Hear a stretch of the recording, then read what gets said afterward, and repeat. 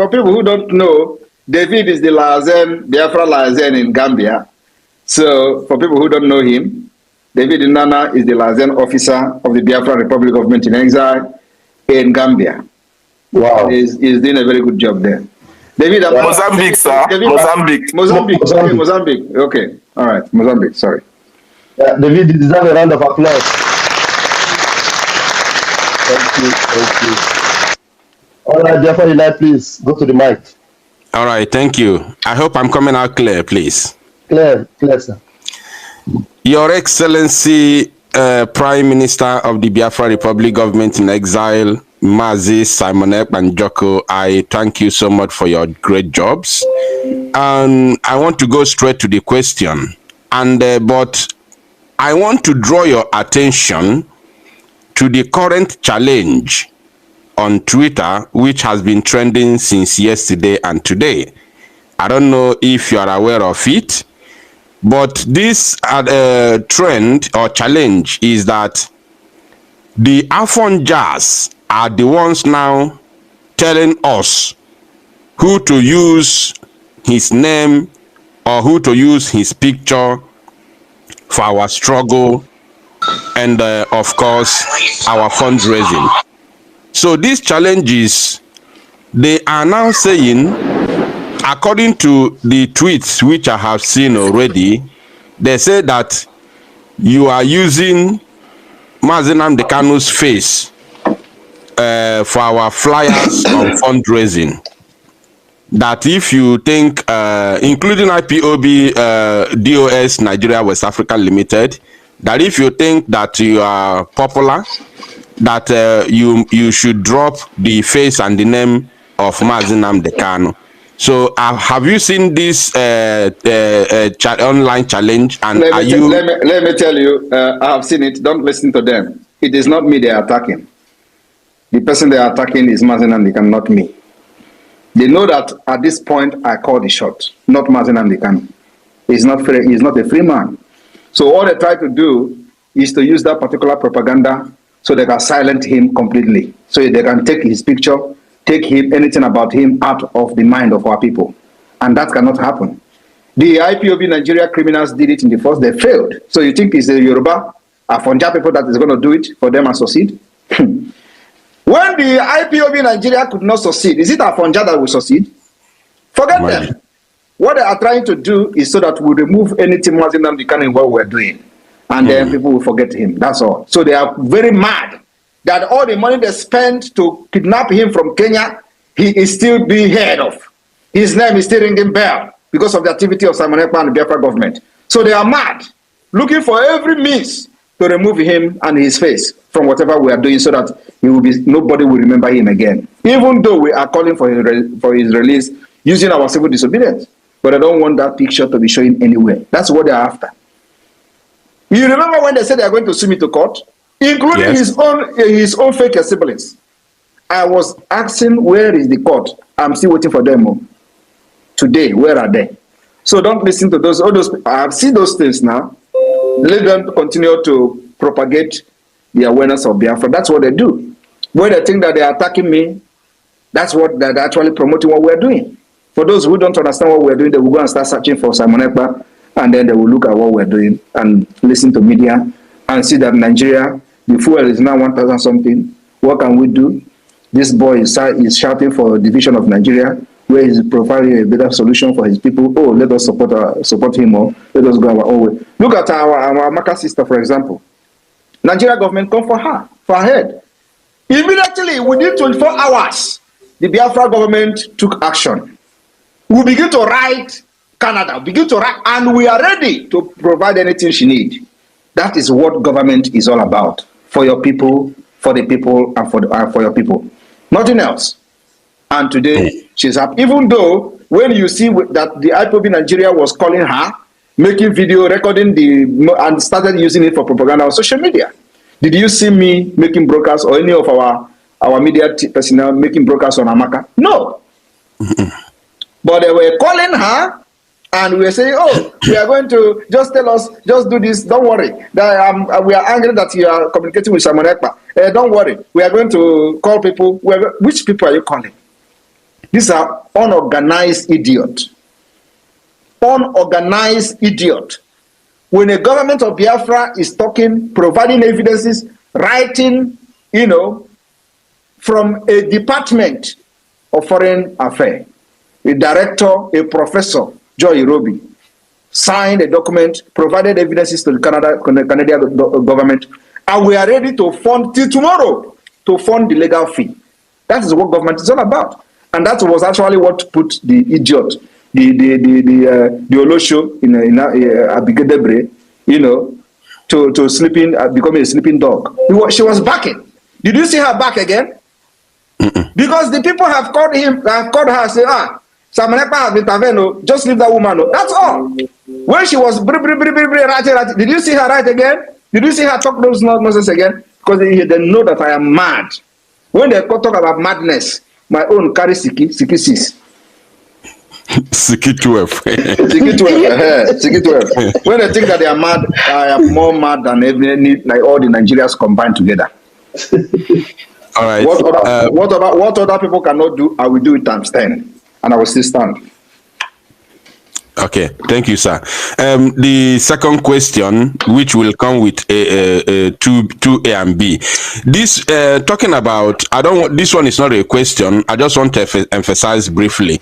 This Amaka, our sister you talked about, there's a current video she made, I think that yesterday or today, where she was angry with the IPOB DOS Nigeria West African Limited because they were telling her to make a brief video, a 5 minutes video, and send to them so that they can post it. And they were telling her to insult you, castigate you, and say that you must not interfere to her case again. I don't know if you have seen that video, but that video is online now.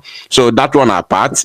Then the second question is, in Ekpa Zoa now, before we thought that because you talked about the fake siblings of Nnamdi Kanu. So before, initially we thought they have understood who is actually fighting for their brother's rule. Though somebody like me know their role, especially in Kenonuno, with Nkenonama, we know their role on the kidnap of Nnamdi Kanu. So I cannot be convinced in any way. But we thought they have calmed down all this while. But in Ekpa Zoa, it seems like the devil has started rearing its ugly head. So my question is, do you think they have now come together again with the DOS West African Limited to carry out their second attack? No. They have not come back together. As a matter of fact, Nnamdi and the Kanu have warned them never to attack me again. But as you can see, the attack is still coming, which means they have no regard for him. Two, Nnamdi Kanu have also threatened and warned the one they call Uchechi never to utter a word against me again. And I challenge them to come on social media and bring her again on Radio Biafra to attack me. And they will see the consequences of that. That is the latest. Wow. So, the one they call Meme is a car snatcher. Are you aware that he was locked up for 3 months? He was just released a few days ago. He was locked up for snatching a car. Of course, they claim that he bought the car, a snatch car. He didn't buy any car. He was part of the snatchers. He was locked up, detained for 3 good months. Did you hear it on social media? Did you hear it in any media? No, because they are part of those who kidnapped their brother in order to make money. Do you know that immediately Nnamdi Kanu was kidnapped, this guy have built a White House? Are you aware of that? Yeah. You are aware of that, right? Yes. Okay, so now think about it. Without walking. Without walking. The same thing Hopus Odema, the one Igwe, which I exposed last time, Hopus Odema Igwe. He is involved in kidnapping. He is the one kidnapping people, and when they kidnap, they are accusing Biafrans. This man was arrested and is still locked up till today. Did you hear it in any media? They have transferred the man back to Imo State. I mentioned his name. I mentioned his name last time. He is kidnapping and killing people. There was a guy that came back from abroad. He went and kidnapped that guy and killed him. And this man is a right-hand man of Hope Uzodinma. Igwe of Obodo. And why are nobody talking about it? As I'm talking to you today, the man is still in detention. Because this is part of them. The same thing that happened to this man, Nnamdi Kanu brother. Nobody talked about it. No media. He was detained for 3 good months. No media. The same Igwe is still in detention. As I'm talking to you here now, Igwe is still detained. They have transferred him back to Owerri. For kidnapping. All right. Now the issue. Okay. Then the issue of what you talked about the issue of Amaka. Amaka own is that the government of Biafra, like we have done to every other person, we don't discriminate. Like we said even if she don't support Biafra, we will fight for her.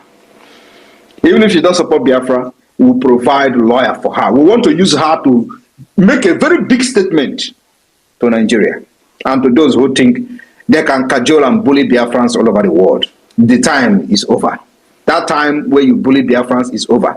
Except we don't know about it. Even if the person have attacked me before, I will be in the forefront of fighting for that person. As a Prime Minister of Biafra, that is me. Even if I have done it in the past, the Master Prophet that was making juju, everybody saw him making incantation. Simon Ekpa is going to die. He died, baby. Simon Ekpa, P2P. At the end of the day, he did not build his channel on YouTube. Even when me, I don't have a YouTube channel today. I asked Biafrans to follow him so he can continue to do whatever he's doing on YouTube. But this is a man who was on social media making incantation against me.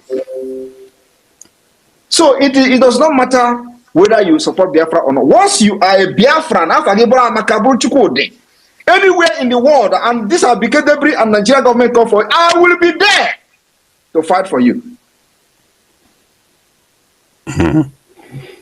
That's the heart of a good, the heart of a leader. And that Amaka. All right, wonderful people, welcome back to this wonderful channel where we'll bring you back-to-back update and information as they hot. In case you have not joined our social media handle, what are you waiting for? Kindly go ahead and subscribe, like, comment, share, and also remember to on your notification button so that whenever our news drop, you go be the first. We'll collect them. Let's go down to the news proper as the hot. You don't share it as it be.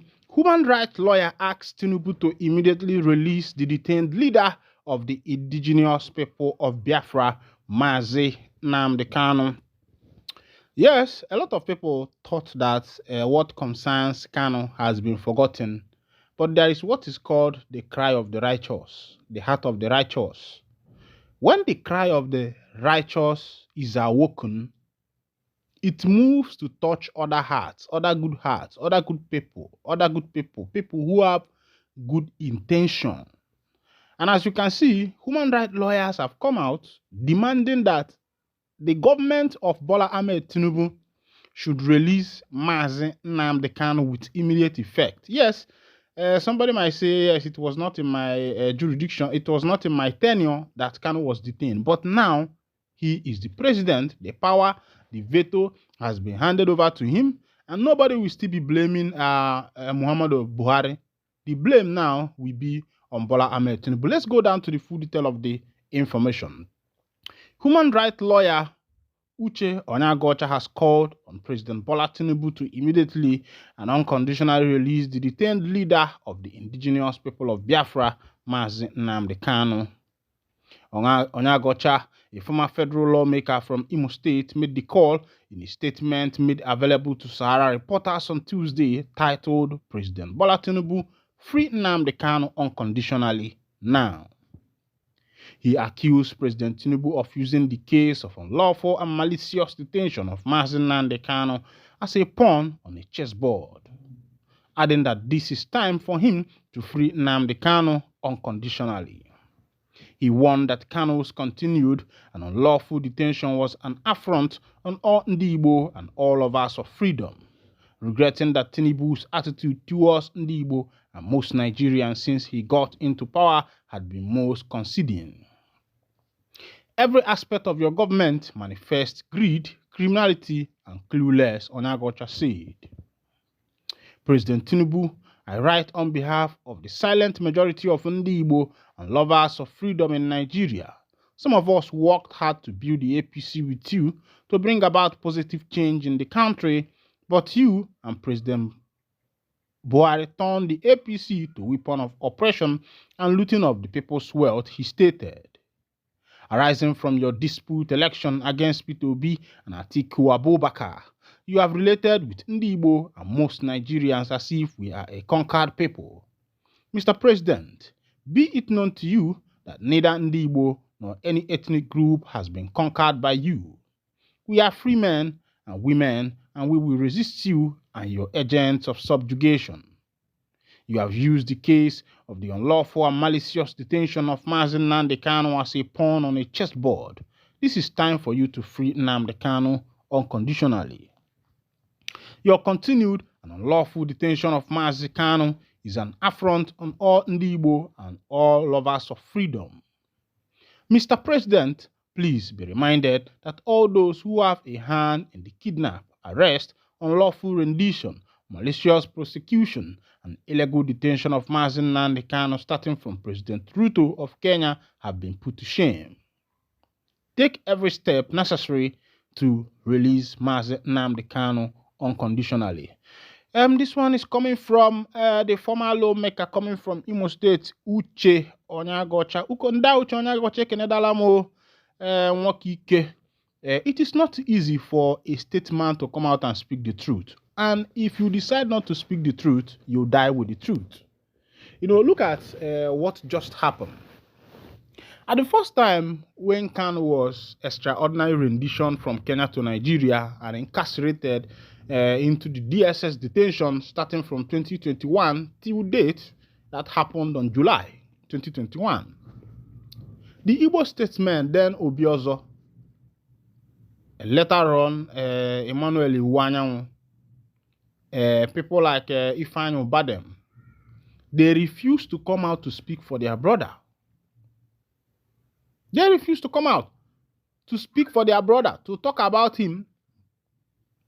Later on, Iwanyanwu took over office.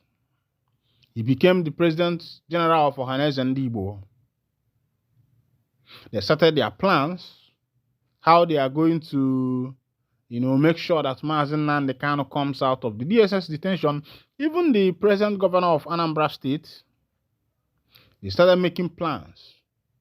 They started using Kanu to chase clout, to bring Ndigbo closer to them. And at every point, at every time, at every juncture, what these people do is to come to social media and tell the people how we have been fighting for Kanu, we are trying to meet the presidency, we are doing this. Then I was asking, the president of Ohanezendigbo, Iwanyanwu, as the president of Ohanezendigbo, you have the right to meet the president face to face. It's not even about writing a letter to the president or sending a memo to the president. You have the right as president of Ohanezendigbo to go and meet the president face to face. It is your right, because these are the people you are representing. As a president of Ohanezendigbo, you are just like a president to Ndigbo. So, but these Igbo leaders, I don't know whether they are doing it out of guile. I want the too much. I don't know whether they are doing it out of guile, or maybe they are just doing it because they want to do it, or maybe it's because of the money. They don't want to speak about the sitting government because of one business or the other that they have. But the question is now, where is Emmanuel Iwanyanwu? Where is Ifeanyi Uba? Where are these people? They are nowhere to be found. They are gone and forgotten. Now, Uhuru of Kenya is now suffering his own shame too. I mean, President Ruto of Kenya, in whose tenure this thing happened, in your government, in your tenure, you were there, people came into your country and extraordinary renditioned a man who came into your country with another passport. They whisked the man away from your country, and when you were asked, your country could not give any account, but everybody knew that the last place Nnamdi Kanu landed was in Kenya. After 8 years, 8 days, Kanu was nowhere to be found until he was found and he was able to explain what had happened to him after he was beaten, battered, broken. Now, and I am asking, what type of government are these African leaders operating? The government that makes sure that the people are suppressed, the government that makes sure that the people does not have the right to exercise their franchise rights, that people does not have the right to exercise their political rights. Yes, they told us that your voter's card is your power, but you see them buying themselves into power. They bought themselves into power. Now in Kenya, there is protest. Now in Nigeria, there is protest. And what is the modus operandi? What is the cause of the protest? It is because the people are angry. There is hunger, there is starvation, there is scarcity of wealth, scarcity of food, scarcity of all forms of social amenities, which is supposed to be the first work of the government. Now, my question is, what is even the work of the government? Of course, you know that we have the government as a mercenary and we have the government as a body. I'm talking about the mercenaries that run the government. What is their work? These people earn their salaries in millions. They just come to the House of Senate, deliberate, do this, deliberate, they earn in millions. But after the deliberation, after cutting out the budget for the year, the question is, what is this budget being used for? That's the question you will ask yourself. Sometimes you should ask yourself, as a citizen in Nigeria, what has the government actually done for you? Your parents paid your school fees from primary to university, or somehow maybe your parents don't have, you are the one that sponsored yourself and you graduated.